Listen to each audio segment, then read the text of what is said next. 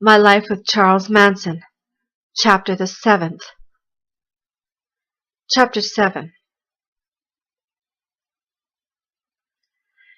If acid does anything, it dissolves filters and buffers through which perceptions are ordinarily channeled.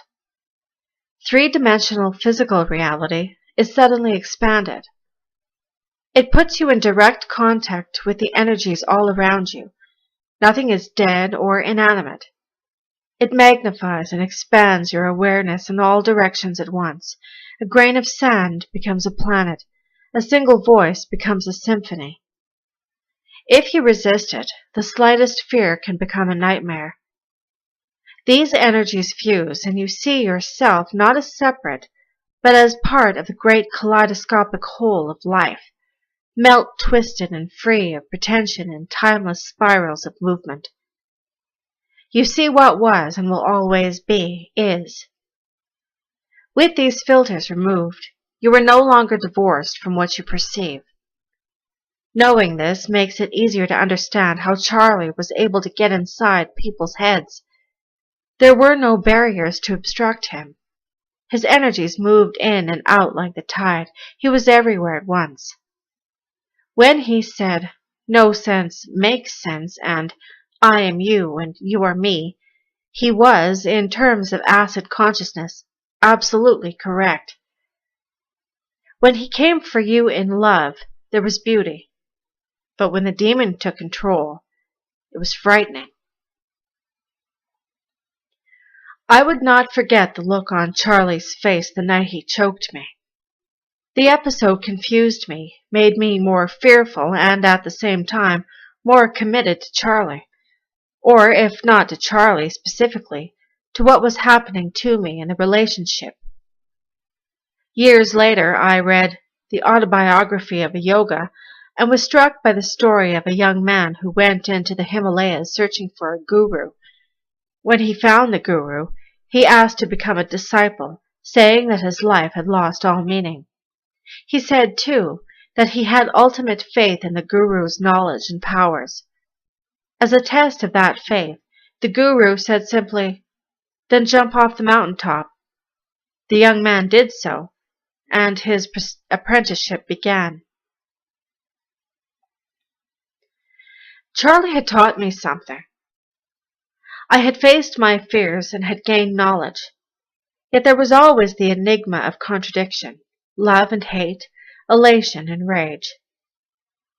Somehow the resolution of those opposites seemed at the core of my own spiritual growth, and while I little understood the dynamics of it, I was instinctively drawn to it. I had seen the split in Charlie, had observed him as both saint and Satan. Perhaps it was those elements of my own psyche which responded. While there was never talk of revolution or murder during that first summer, helter-skelter didn't materialize until 3 months later, I had certainly tasted Charlie's rage as well as the intimations. I had seen the monster. But because my own ego was under such assault via the programming session within the family, I wasn't sure just who I was looking at. Was it Charlie? Was it me? Was it the rest of the family? Or was it something more awesome than one of us? The morning after my acid trip, I took the pickup into town for George. I was still uneasy and spaced out, driving down the Ventura freeway. As I started to change lanes, I glanced into the rearview mirror. Suddenly, the headlights behind me became glassy, with glaring eyes, and the cars took on their proper proportions. I saw them for what they were, living, breathing robots, their grills twisted into leering smiles, the gleaming chrome teeth of civilization. And there I was, sitting inside one of them myself, doing 65 miles per hour. I pulled off the freeway onto Ventura Boulevard. I felt sick. Yet even after I had parked, I was aware of cars everywhere, stationed in lots, along curbs, hoisted atop hydraulic jacks, lurking in closed garages where I couldn't see them, thousands, millions of them in every color. The world had been transformed into concrete to accommodate them. The air was polluted by them. I got out of the truck and puked in the gutter outside a market in Canoga Park. Then I drove back to Spawns on the back roads. When I told Charlie later that morning, he took me down to Malibu and we sat on the beach and watched the sea. Months later, it occurred to me that nearly everyone in the Manson family came from the LA area or some place like it, cemented in by freeways, tract homes, shopping centers, and parking lots, living in an atmosphere polluted perhaps beyond redemption by machines and the corporate monster. No wonder the youth of the 60s had flipped out to go searching for their souls. They had lost contact with their parents, their blood, their roots, with nature, and the very air they sought to breathe. Humanity had become an echo chamber in the middle of an LA freeway. One of the most beautiful experiences of that summer happened early in August. Just 2 weeks after the acid trip, I was sitting outside the ranch house with Clem under a eucalyptus tree, playing the guitar while watching a handful of blue jays squawking among the branches. I was feeling better about myself at that point, feeling as though I'd become stronger, yet more vulnerable to my own destiny. It was not a feeling of independence from Charlie, since I attributed much of my own growth to my relationship with him. Neither was it subservience to him. More, it was like a precarious balance that I had paid dearly to achieve. It became clear that I enjoyed a level of awareness that few shared. Clem, for example, was at the other end of the spectrum. In some sense, he was the dodo of the family. He acted most of the time like some bumbling, vapid-eyed hippie who didn't care what happened. It wasn't that Clem was dumb. It was just that he adopted Charlie's program of playing the idiot, playing beneath the awareness of people, so completely that he became an idiot. Still, he was always a likable character, unkempt, lanky, and awkward. He had long blonde hair, freckles, and was fair-complexioned. Before joining the family, shortly before I arrived at Spawns, he'd lived with the hippies in the back ranch houses. He played the guitar and sang pretty well, and unlike Brooks and Tex, was able to survive the sex scene without undue trauma. He didn't tune in much to the nuances of the group sex, but when it came to one-on-one situation, he could bawl his brains loose.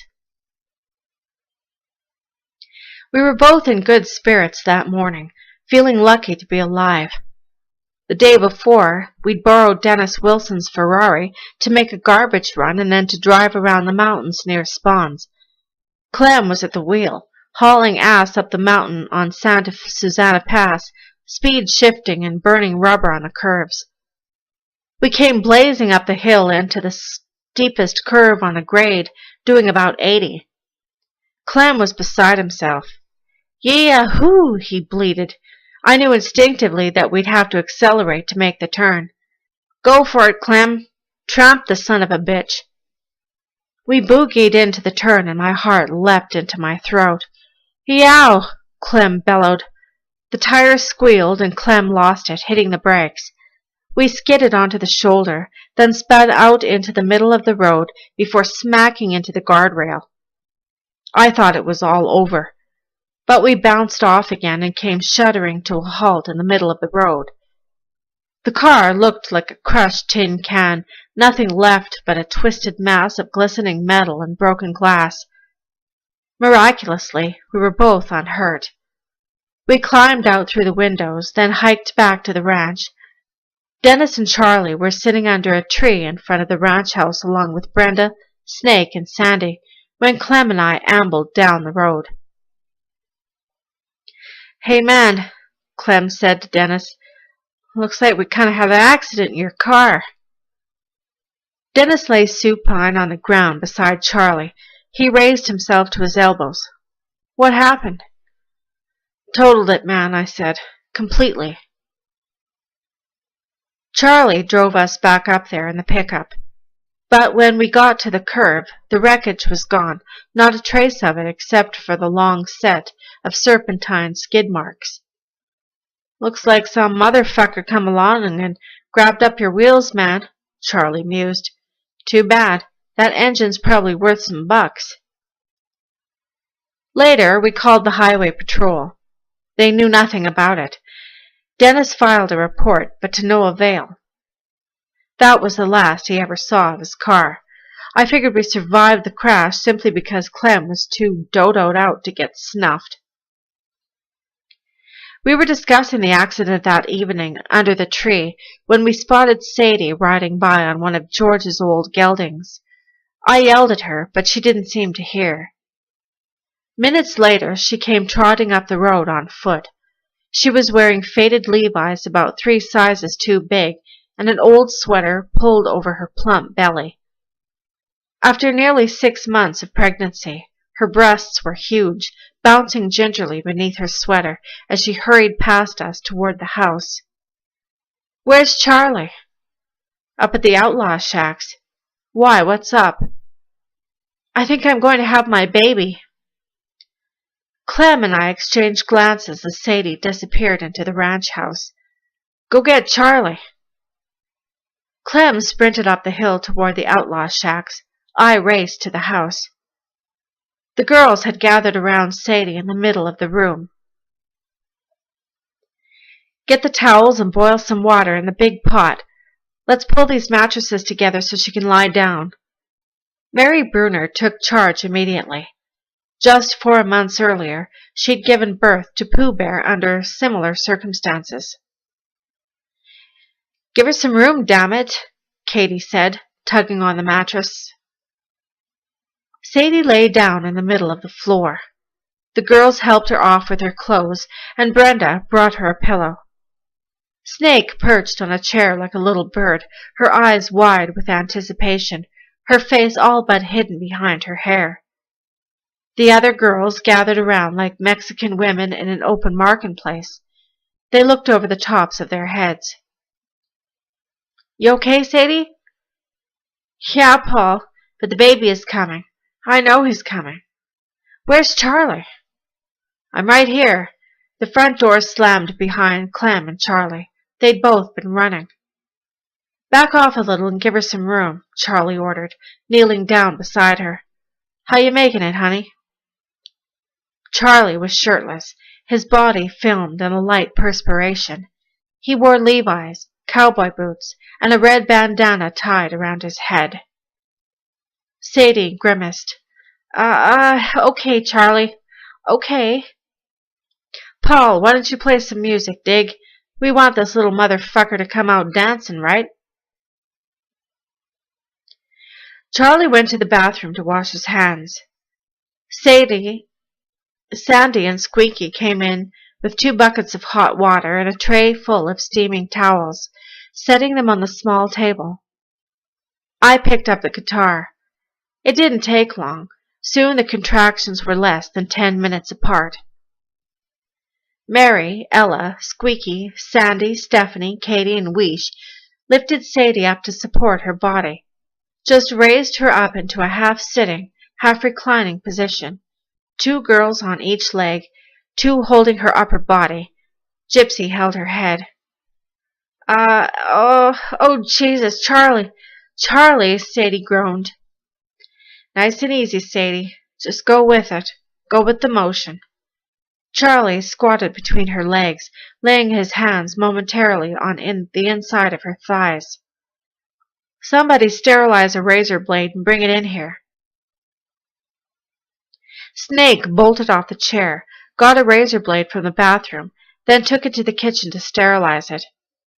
She was still in there when Sadie's water broke in a gurgle, spraying Charlie and the other girls holding her legs. "Shit, the little dude is taking a swim," Charlie quipped. Sadie grinned. Sweat poured off her face. The veins in her arms stood out like tendons as she squeezed Brenda's hands. The next contraction was a doozy. Oh God, Charlie!" Strands of wet hair hung across Sadie's forehead. Gypsy brushed them back and wiped the skin with a towel. "Push, honey," Charlie urged. "Give it all you got. Push. He's starting to come now. Damn!" I stood directly behind Charlie, watching over his shoulder. Snake handed him the razor blade. "Easy," Mary soothed. "It's coming fine. It's coming real good. You're about to be a mama." "Hang on, honey." Charlie leaned over, his face flushed. He made a small incision in the apex of Sadie's vagina. Instantly, blood spurted from the tiny cut, drenching his hand. Charlie," Sadie wailed. Katie reached in to soak up the blood with a towel. Moments later, I could see the top of the baby's head pulsating in the opening, enveloped in a quivering, glutinous film. "Push! Come on, push, Sadie! Have your baby! He wants out!" Then we could see his shoulders and his little arms. Jesus! "Here he comes, Sadie! Come on out of there, brother!" Suddenly, the top part of his body tore free in a spurt of crimson. "Wow! Push! More!" Then, as though he understood the command, the baby pushed off with his arms and more or less delivered himself into Charlie's outstretched hands. Sandy wiped off Sadie's face with a towel. Her eyes were glazed. Dried white mucus clung to the corners of her mouth, but she was smiling. I couldn't believe how small he was. He just sat there for a second in Charlie's hands, then blinked with those big, foggy, steel blue eyes, as if to say, "Where the hell am I?" Then he closed his eyes. Snake reached over and snipped the umbilical cord.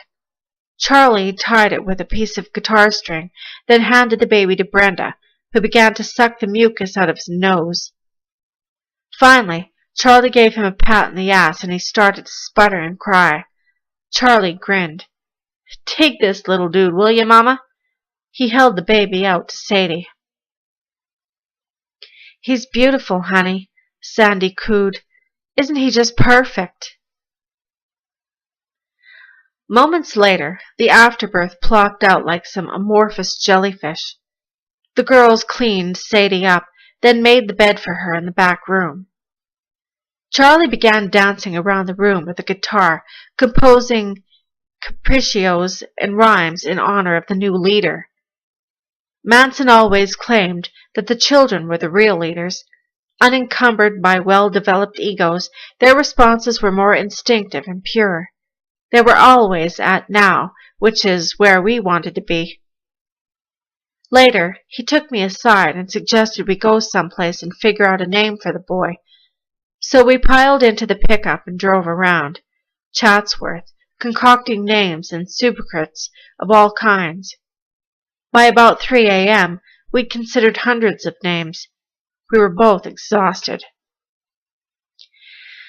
"Hey, why don't we just call him Caesar?" I finally suggested, half-heartedly.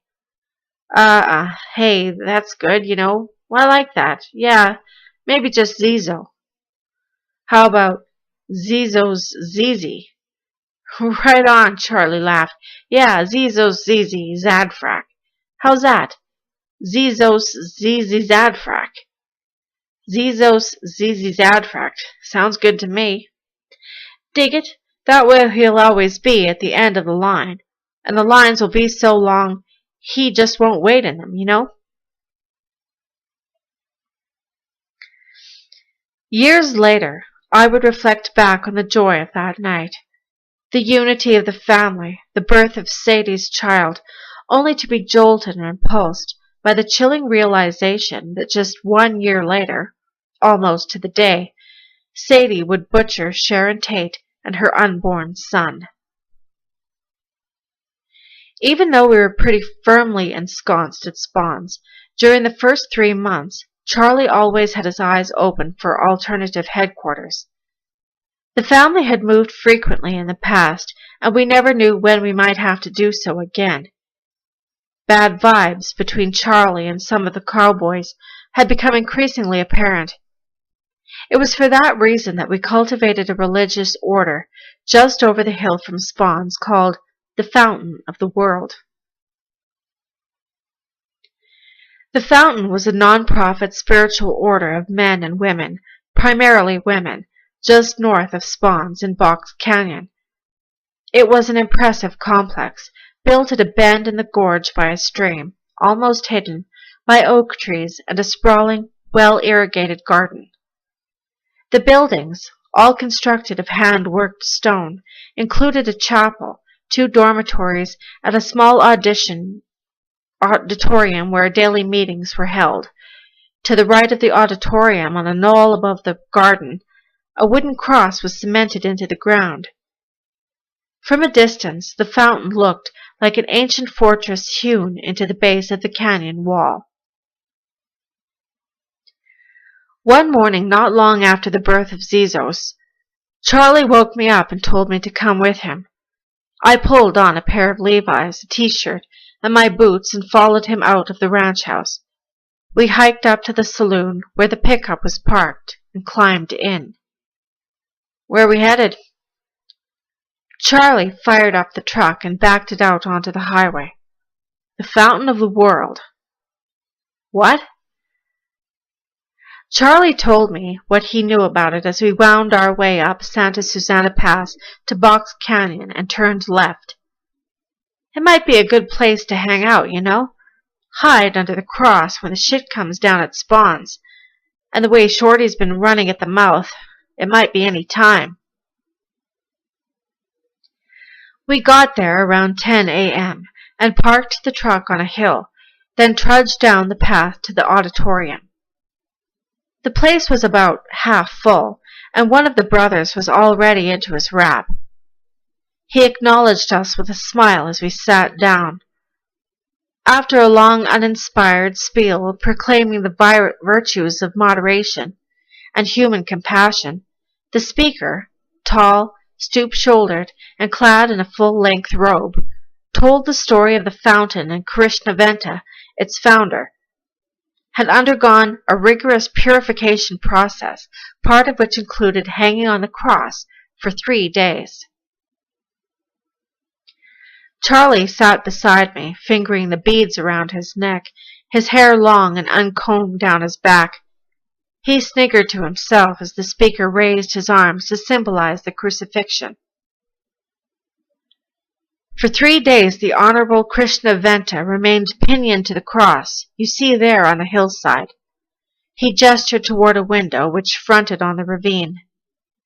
For 3 long days.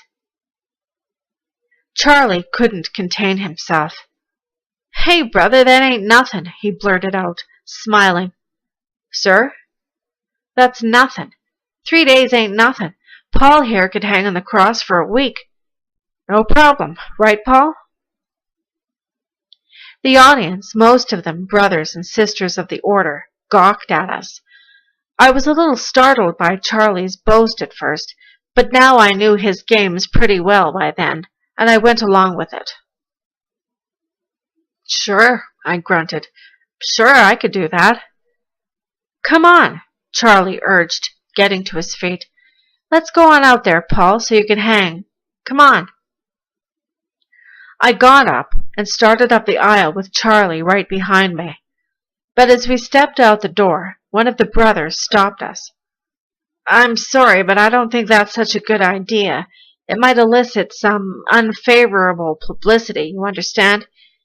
He gave Charlie an imploring, yet conciliatory smile. Charlie chuckled. "Sure, brother," he said. "Maybe some other time." After that little episode, Charlie began sending contingents of girls to the fountain to work with the sisters, soliciting donations, passing out literature, and spreading the precepts of Krishnaventa. Sometimes they remained for days at a time, posing as devout and pious ladies of the cloth. But the family as a whole was never warmly received, and things didn't work out as Charlie had planned. We finally gave up on the fountain. We didn't learn until later that Shorty had paid them a visit. The irony of that whole scene, I later learned, was that Krishnaventa's family bore a striking resemblance to Charlie's. According to the records, the order was started when the honorable leader, sometime in the 1950s, recruited a nucleus of women and a few men to enlighten the world with his spiritual teachings. But Krishnaventa's teachings were never, it appears, divorced from the pleasure of the flesh. Under his leadership, group sex, or what he liked to liken to tantric, transcendental self-realization, was a common practice. Most of his critics, however, including an irate husband of one of the sisters, didn't consider this form of self-realization quite kosher. One night, during a small service held in the chapel, that same husband arrived with a case of dynamite and blew Krishnaventa himself and 13 others to kingdom come. The ruins of that explosion were left intact as a monument to the order's founder.